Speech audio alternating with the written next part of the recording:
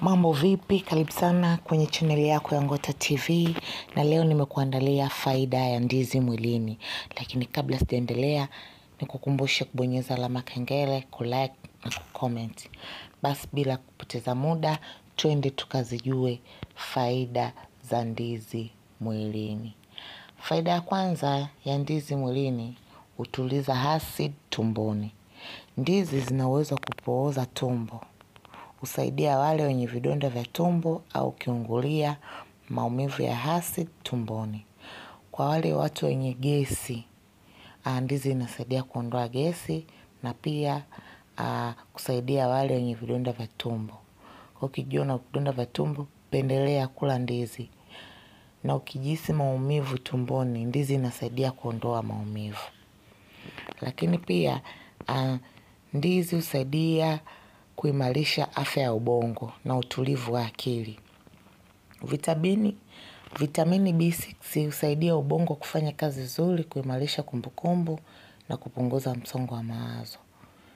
Hivyo basi unashauriwa kula ndizi kwa kupunguza msongo wa mawazo na kufanya kumbukumbu yako ikae vizuri, ukumbuke vitu kwa ufasaha. Lakini pia hulinda mifupa na meno. Ndizi husaidia mwili kufyonza calcium, hivyo kusaidia kuwa na mifupa imara na meno yenye afya. Hivyo basi unashauriwa kula ndizi mara kwa mara ili kufanya meno yako yawe strong.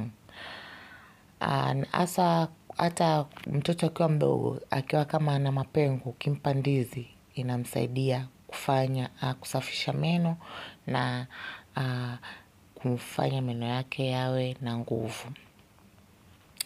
Ndizi hupunguza maumivu ya hedhi.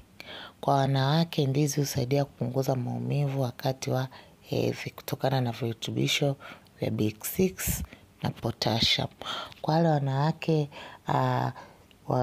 wakiwa katika siku zao maalum, basi ukila ndizi inasaidia kupunguza maumivu ya tumbo. Maana kuna wengine mpaka wanaenda hospitali wanachomwa sindano.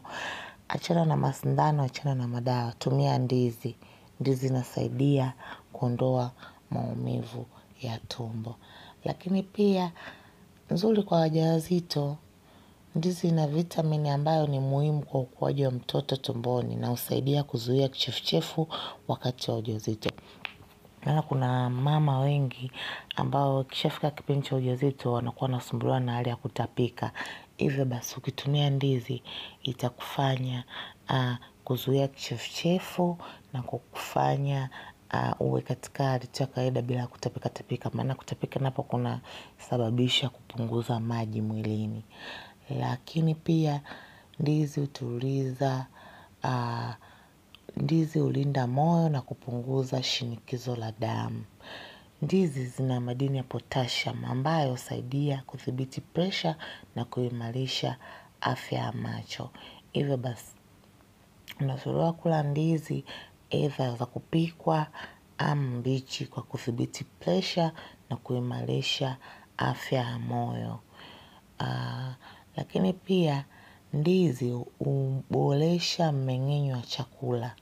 Ndizi zina nyuzi nyingi zinazosaidia utumbo kufanya kazi vizuri na kuzuia choo kigumu. Kwa wale ambao wanapata choo kwa taabu, kutumia ndizi, choo chako kitakuwa laini, utapata choo bila maumivu yoyote. Hivyo basi kwa wale wanaosumbuliwa sana na maumivu ya kupata choo kigumu, wanashauriwa kutumia ndizi. Lakini pia ndizi huongeza nguvu mwilini. Ndizi zina wanga na sukari ya asili ambayo ipo kama glucose, ambayo hutoa nguvu ya haraka hasa kabla au baada ya mazoezi. So unashauriwa kula ndizi kwa ajili ya kujenga mwili wako. Ukitaka uwe na nguvu nyingi, tumia ndizi. Na kama wewe ni mfanyaji wa mazoezi, ukishatoka kufanya mazoezi yako, unashauriwa kutumia ndizi. Kwa maana ndizi itakupa nguvu za haraka. Lakini pia hulinda moyo na kupunguza shinikizo la damu. Ndizi zina madini ya potassium ambayo husaidia kudhibiti pressure na kuimarisha afya ya moyo. Hivyo basi unashauriwa kula ndizi ili kuimarisha afya ya moyo. Basi hizo ndo faida za ndizi ambazo nilikuwa nimekuandalia siku ya leo.